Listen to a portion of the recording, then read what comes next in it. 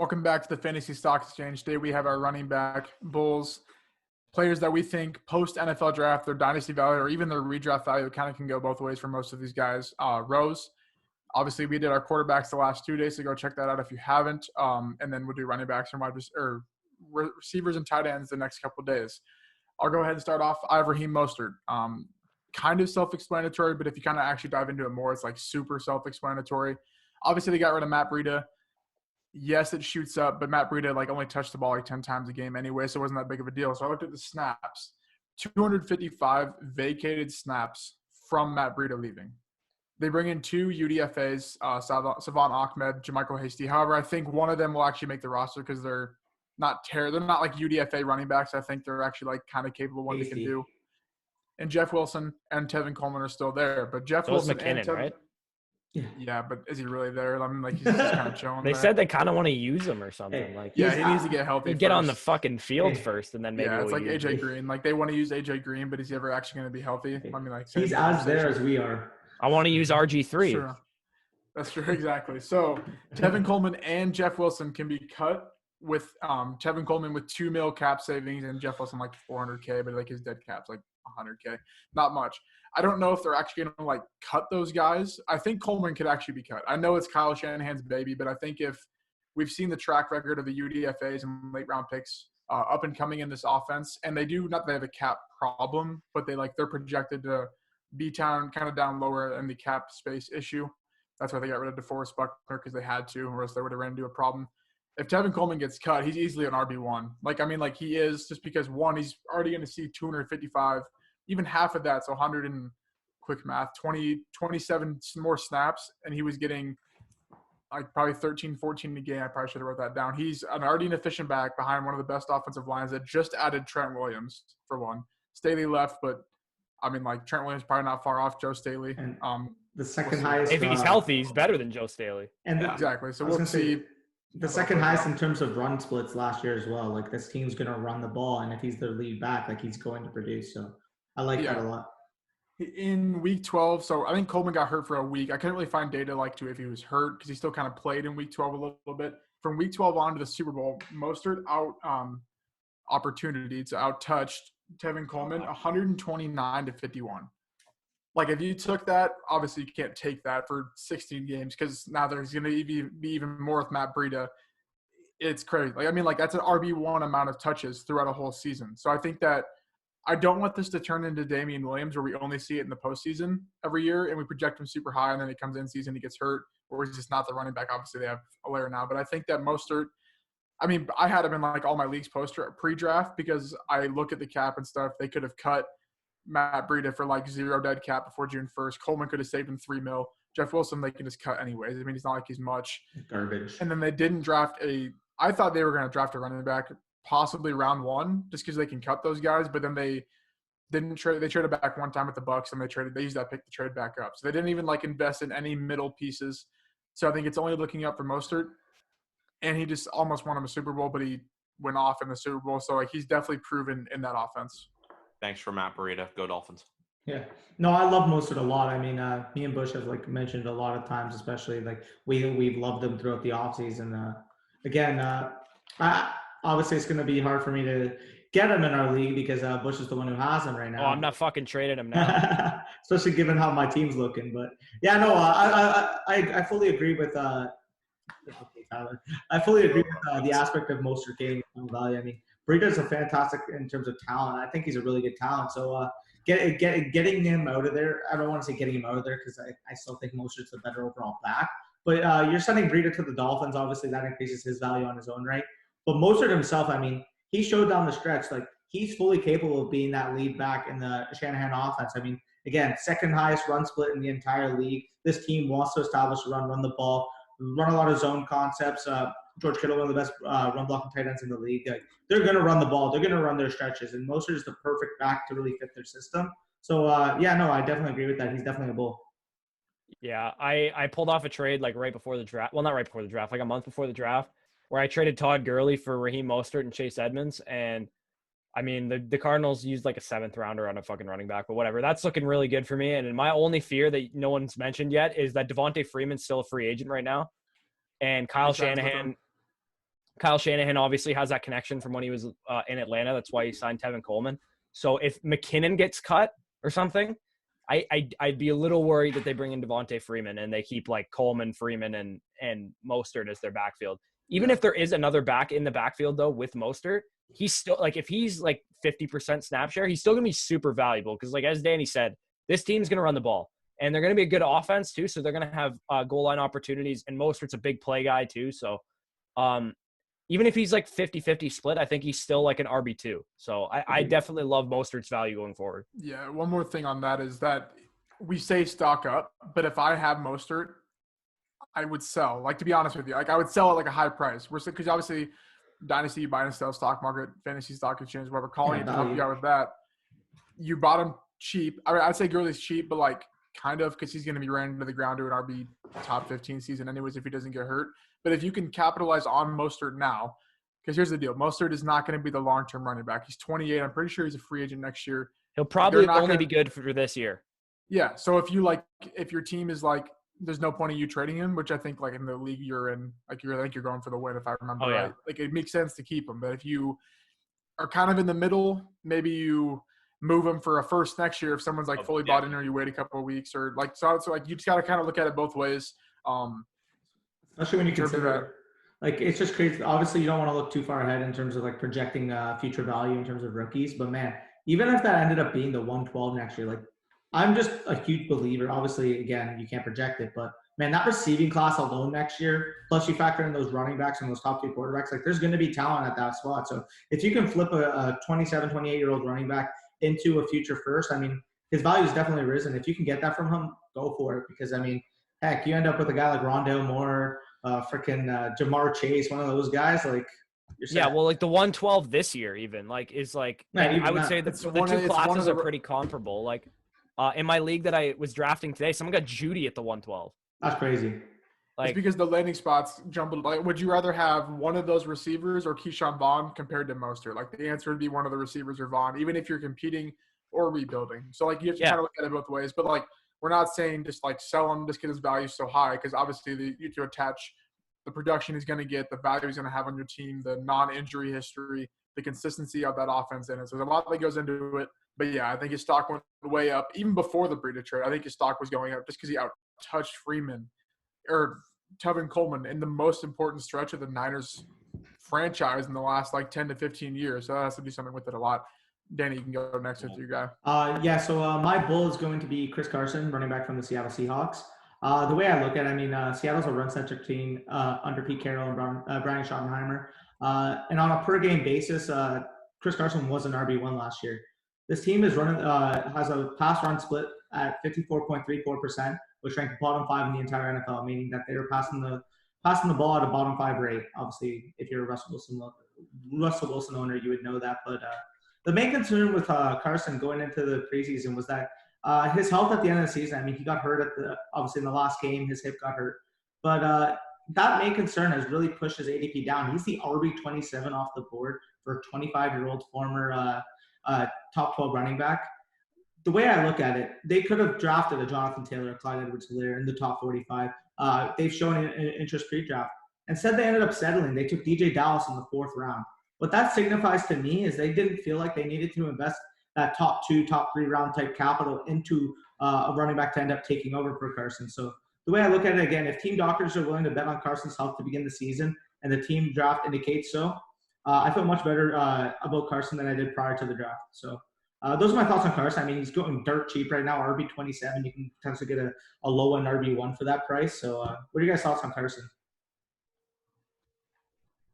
I'll go. Chris Carson, to me, I don't really like the talent. I don't think he's that great of a player. But like you said, they didn't invest. Like, they had a chance. They decided to take 2 day 3 players in their first 2 picks. So Jordan Brooks. They could have easily picked a J.K. Dobbins in the 2nd round or the 1st round, or anyone over Jordan Brooks for that matter.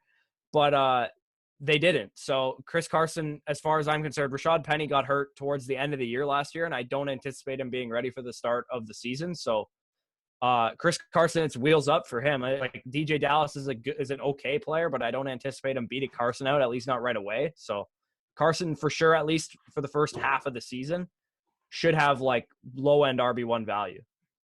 Yeah, I Well- mean, I think it's like I'm not going to argue that he's not a good value because he is. I don't like playing running backs in Seattle's backfield because if he fumbles once, I don't care who the fucking backup is. Like the backup is coming in. We saw that last year.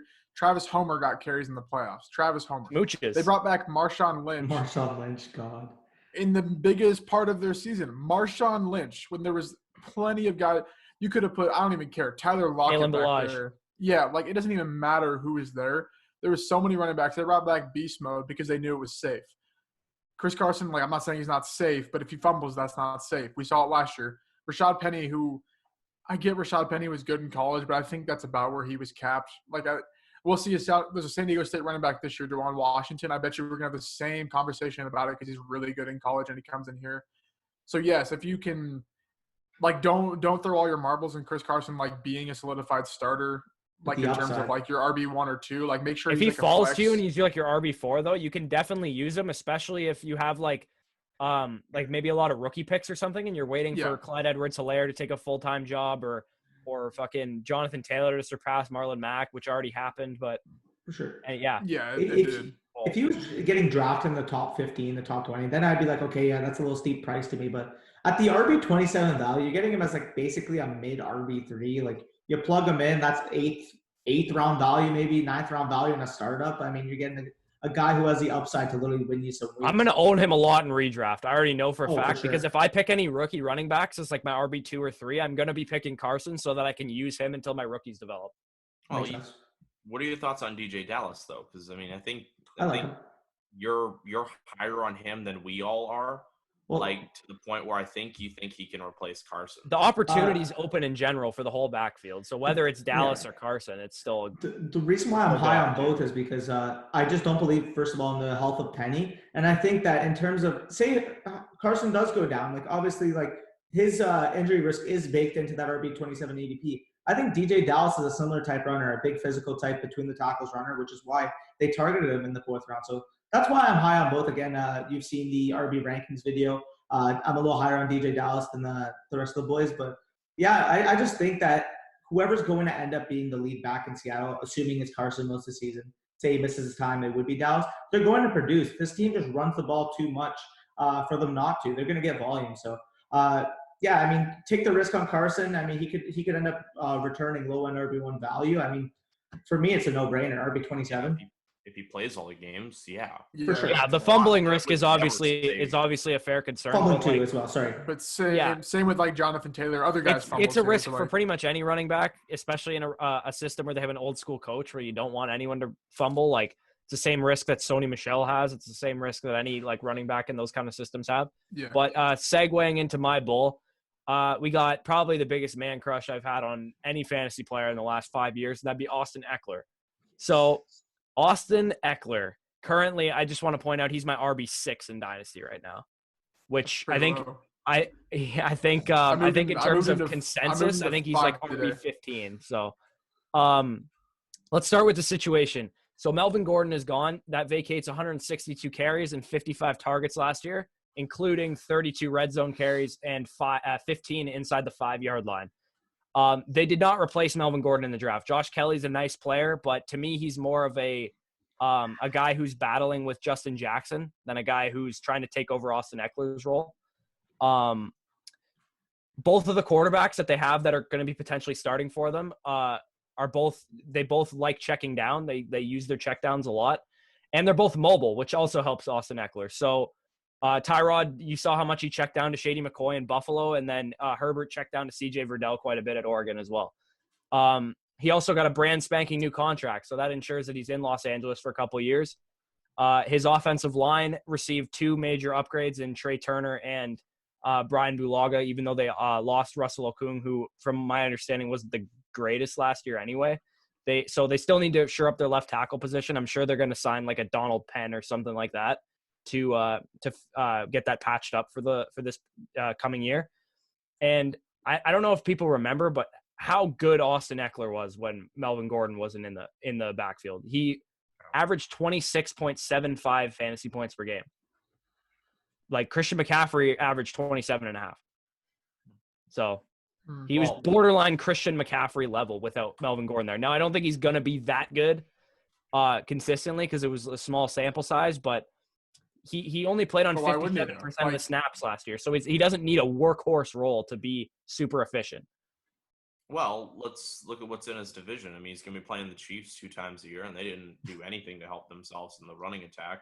He's going to be playing not the Chargers. I almost said the Chargers. The Raiders, who didn't help their linebackers or D-line at all. The Broncos did not do that either, which they don't need to. But like, it's Some spongy ass run Ds in the AFC West. Broncos run defense is like top 5 in the league always, but we always put like the Jets run over us for some reason. But I think the thing with Ekeler, like my point of Isaiah Crowell. Why are people not high on Ekeler? Like, okay, when it comes I don't down know. to the two, I have no idea. Josh Kelly and Justin Jackson. Jackson's going to get cut. Josh Kelly plays special teams, and this team has never had depth at running back anyways.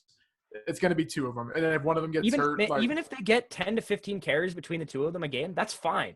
Like, Austin Ekeler doesn't need 30 touches. Yeah, Jackson's is kind of like useless with – obviously – well, he is, though. I mean, like, we all like him because he was going to get 10 to 15 touches behind a decent offensive line, but, like, his talent, like, it's not there. Like, he just always had a good O-line that he – yeah.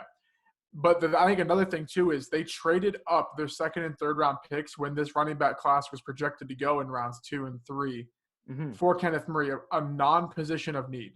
Like, he straight up was not. They don't need linebackers. This defense is not run through the linebacker. It's why, like, I can never even name the Broncos linebackers half the time, the middle linebackers, because it's just random people that get like 100 tackles a year because it funnels through the middle. You add in Kenneth Murray, they obviously made it known they didn't need a running back. They don't really even need a receiver. They drafted 2 of them, which is only going to help Austin Ekeler. And yeah, I get the whole check down thing, but like, it's not really going to be a check down. If you watch Austin Ekeler, he's out wide sometimes. They're giving the ball to him. Plus, it's not like you're just checking down for the sake of checking down. You're checking down because Austin Ekeler makes shit happen after the catch, and because he's probably he's probably the 2nd best receiver on your team. Exactly. So then it comes down to it, like, I'm not taking Dalvin Cook over him. He gets injured every year. I get that he was good last year, but he gets injured every year. I'm not taking Josh Jacobs over him. That's the one I'm close because I would take Ekeler, but I think it's close because I think the whole overall offense for Jacobs is going to see a boost. We'll see how the whole like target share works out with Lynn Bowden and Jalen Richard's still there. They did lose DeAndre Washington, so there is vacated production, but I think it's like no one wants to touch Ekeler because he's not like your traditional running back. But remember, Tariq Cohen was a top 10 fantasy running back. We take Alvin Kamara 1st overall for Animal. Yeah. But he was a 750-yard rusher. He basically gets the same kind of volume projection as Alvin Kamara does. And just like I was just going to say, people view Kamara as being more of a workhorse, but Kamara gets 750, 800 rushing yards per year anyways. I could fully see that type of workload on the ground. Fully. So they're still going to take – How many rushing yards did he have last year? He only had about 550, I believe, but that was with Melvin Gordon there. Yeah. Sorry, Tyler, we can go on after too. Yeah, so the reason I love McCaffrey so much and the reason I like guys like Ekeler is because they're not traditional running backs where, after about age 27, 28, that's it. Like, their impact in every aspect of the game with blocking and receiving and thrown onto their rushing means that their longevity for a team and the value for a team to hold on to them is a lot higher than guys Look like at Darren Sproles. Yeah, exactly. Like, these are the kind of guys that they are the future running backs of the NFL. The guys that, people are actually going to want to give that first contract to, that huge contract. You're going to want to give it to guys like Ekeler because of his versatility for an offense. He will never not be impactful for an offense with what he's able to do in other aspects. That's the issue. That's the reason why guys like Derrick Henry and why we will see an issue with Zeke is when your core value is running, you can't, as a team, you can't give that much financial benefit to when you have to be able to receive and block just as efficiently to keep your offense effective. That's why I think guys like Ekeler have a long career for them, and that makes them huge dynasty values in my eyes. Yeah, you take away the dirty carries and the carries that get you injured because you're like smashing into defensive tackles all the time. Like, when was the last time you saw Austin Ekeler run a fucking inside zone up the gut? Like, he never does. When he runs the ball, it's always like pitches and outside zones and even like whams and stuff, like stuff where you're just getting him into open space because that's where he excels. Stretch plays. By the way, I was gonna say I agree with the overall sentiment of the argument made. I just don't agree with putting Zeke in there because he is a 50+ catch guy. So But it's not but like more- good it's- he, it's a he can product. catch the ball. It's more It's about just the not pass his rush. Okay. primary way of winning. That's fair. Yeah, Okay, I think- And I agree with he that. does take all those dirty carries. For You sure. mentioned yeah, I agree without with that. Gordon, how good he was without Gordon. The team only got better. So like, I'm not going to project that he's going to be like RB2 or anything, but like the The team, team was didn't- better without Gordon. You're right. Yeah. Well, I mean, like from that standpoint, there's no Gordon, and the team got better. Like Philip Yeah, Rivers, the defense was beat up like crazy last year, and they're the Chargers, so they probably will be again because that's O-line just the was Charger beat up. luck. They always But get hurt. the O line was beat up, the defense was beat up, and the defense, which let's be honest, looks scary on paper. Like their It is. secondary looks incredible. yeah, their If worst they can secondary. stay corner. healthy, then they're gonna give Ekeler a lot of chances to run the ball. Love it. Tyler, who's your RB bull? Yeah, so this is someone who I think is just like I said it right after the draft. This guy I think is the most the biggest beneficiary of what happened in the draft over anyone else, because this was a guy that we were slating. There was no way in hell this team was not taking a running back.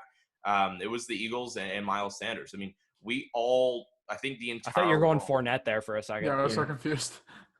Oh shoot! Yeah, no, I could have, No, right? he's That would have been. getting- that would- he's getting that would've traded. It's taken not me a gonna while to matter. defend that one. No, but with Sanders, I think just like the world was like, okay, Doug Peterson just naturally runs multiple backs, so yeah, he's gonna draft someone. The only piece they even got was a UDFA on Michael Warren, which clearly I don't think the NFL's bought in on Michael Warren as much as we think the potential could be there.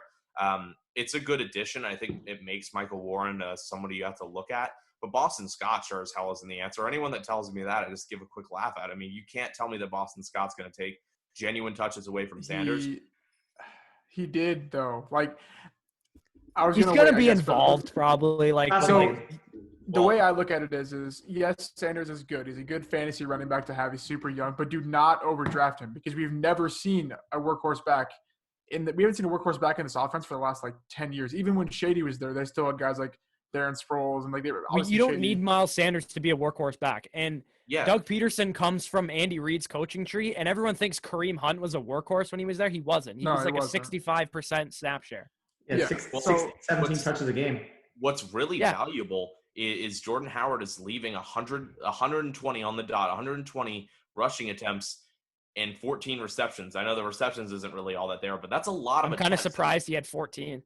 Yeah, Yeah, yeah, me too. And that's all going. That you can't just say that's all going to go to another guy. It's not going to go to a Boston Scott. It's not going to go to Michael Warren. Some of that's going to be given into Miles Sanders, who already had a really, really high volume towards the end of the season as it was. Sure, Howard was hurt, but those final 7 games where he averaged 15.2, he had 36 receptions. That's 5 a game.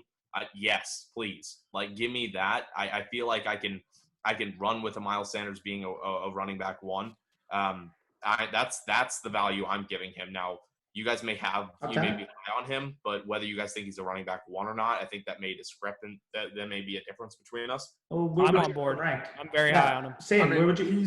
he's at my 12, but I'm saying have caution because Mike Warren is really good at pounding the rock.